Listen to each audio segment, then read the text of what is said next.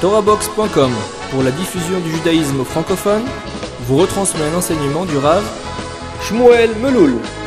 Bonne écoute et bon limoud.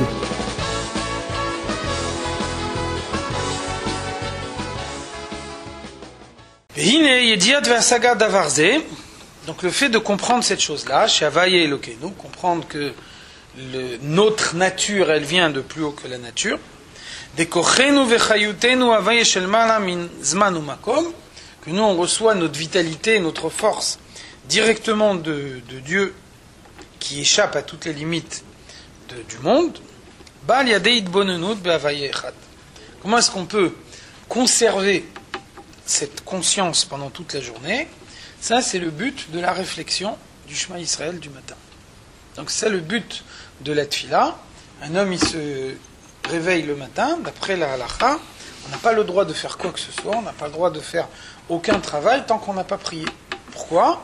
Parce que tout ce qu'on va faire dans la journée, c'est positif dans la mesure où on a la conscience que tout nous vient de Dieu qui est au-dessus de toutes les limites.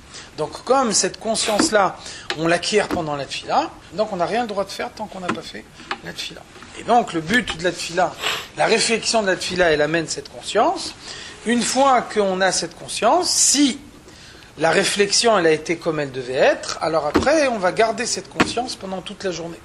Et donc tout ce qu'on va accomplir pendant la journée, ce sera avec la conscience que Havaye Elokeinu. Après le soir, on va dormir. Quand on va dormir, la Neshama elle quitte le corps. Quand la Neshama elle quitte le corps, à ce moment-là, le corps il reprend le dessus. Le corps il retrouve sa force. Et donc le lendemain matin, tout l'effet de la réflexion de la veille, il est perdu. C'est pour ça que tous les matins, il faut recommencer la tfila encore une fois. Pour se dire qu'on est au-dessus, mais qu'on n'est pas limité par les limites du monde, il faut se dire parce que tout nous vient de Dieu, qui lui est au-dessus des limites du monde. Absolument. C'est juste ça. Tout ce qui existe, ça vient par Dieu, y compris nous. Notre existence à nous, notre force à nous, elle vient de Dieu. Et donc, on n'est pas limité par les limites du monde. Donc avoir cette idée-là, avoir conscience de ça, ça permet de vivre la journée d'une façon différente. Quand on est confronté à un événement pendant la journée, on le vit d'une façon différente. Ki echad pirusho einer. Donc ça veut dire echad, echad ça veut dire un.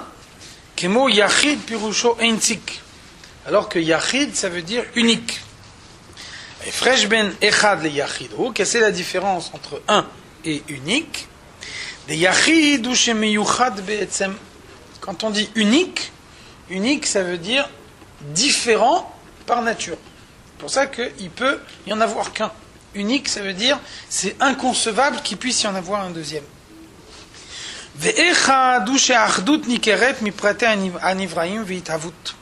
Donc c'est pour ça qu'on ne dit pas Hashem Elokeinu Hashem Yachid, parce que quand on dit Yachid, si on disait Hashem Yachid, ça voudrait dire il y a une seule manifestation de Dieu dans le monde. Ce qu'il faut. On a vu tout à l'heure, Elohim, c'est au pluriel. Ça veut dire Dieu, il a une infinité de manières de se dévoiler dans le monde. Dieu, il peut se dévoiler par le jour, par la nuit, par le printemps, par l'été, par un événement heureux, par le contraire, etc. Donc, si on avait dit Hashem Yachid, moi j'aurais pu penser, quand Dieu il m'envoie du bien, ça vient de Dieu. Si c'est pas du bien, c'est que ça vient pas de Dieu. Donc, Yachid, ça exclut la possibilité d'un second. Echad, il n'exclut pas la possibilité d'un second. Donc quand on dit Hashem Elokeinu, Hashem Echad, on veut dire, si tu regardes le monde, tu vas voir que dans le monde, il y a de multiples facettes. Tu vas voir que dans le monde, il se passe des tas d'événements qui sont très différents les uns des autres. Alors tu pourrais penser que cette diversité du monde, elle remet en cause l'unité de Dieu. Donc sache que c'est faux. Hashem Echad. Toutes ces situations différentes les unes des autres que tu vois, elles n'empêchent pas que Dieu il est unique. Tout ça, ça reste l'unité de Dieu. Donc c'est pour ça qu'on dit Echad au lieu de Yachid.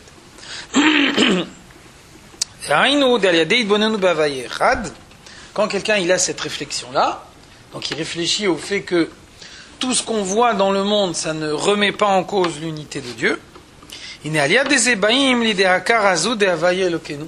À ce moment-là, on comprend que toute existence dans le monde, c'est le reflet de l'existence de Dieu, y compris mon existence à moi.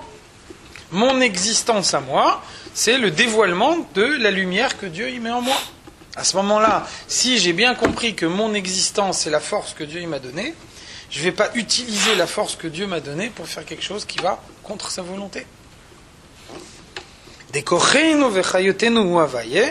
Donc, notre force, notre vitalité, ce qui nous permet d'exister, c'est le dévoilement de Dieu qui vient de plus haut que la nature. Tout ce qu'on vient d'expliquer, c'est la première partie de la kavana, c'est-à-dire la kavana intellectuelle. Lama Rabbi Meir de Adkan tzrichim kavanat alev. Et après, Rabbi Meir, il vient et nous dit, en disant ce passouk-là, on a besoin non seulement de la kavana intellectuelle, la kavana du cerveau, mais on a besoin aussi de la kavana du cœur. Alors qu'est-ce que c'est ici la kavana du cœur? Tout ce qu'on vient d'expliquer maintenant, c'est une réflexion intellectuelle.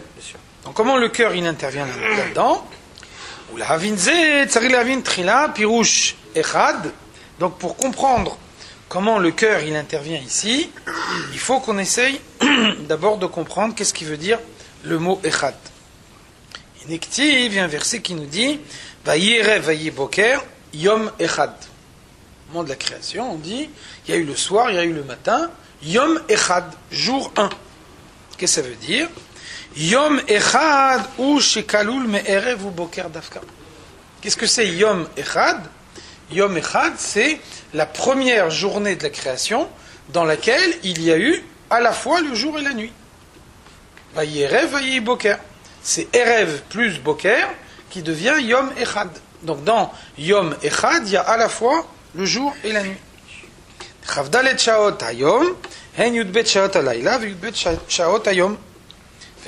Yom Shalem, le jour est un jour entier, les 24 heures du jour sont entières, dans la mesure où on a 12 heures de jour et 12 heures de nuit. Be'ageder hayom hu shehu mugdar be'agdara de'erev u boker, she'erev yekodem la boker.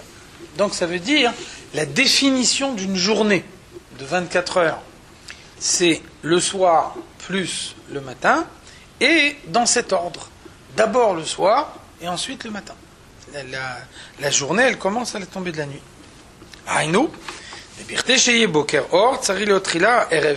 C'est uniquement dans la mesure où le soir, la nuit, elle tombe, qu'ensuite, le lendemain matin, il peut refaire jour.